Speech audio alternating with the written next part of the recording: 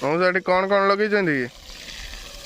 ଏଇ ଗୁଆ ଲାଗିଛି 100-150 ଖଣ୍ଡେ, ଆଉ ପେଢ଼ା 100 ଖଣ୍ଡେ କରିଛି।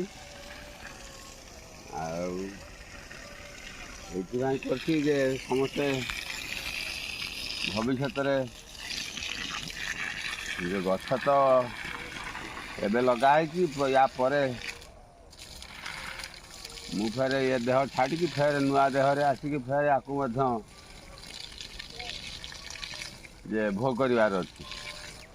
ତେଣୁ ସେଥିପାଇଁ ଏବେ ଲଗେଇଦେବା। ଆଉ 5-10 ବର୍ଷ ପରେ ଯେତେବେଳେ ଗୁଆ ହେବ ବା ପେଢ଼ା ହେବ, ତାକୁ ଫେରେ ମଣିଷ ଭୋଗ କରିବାର ଅଛି। ତେଣୁ ଦିନ ଆସିବ, ମୋତେ ଦିନେ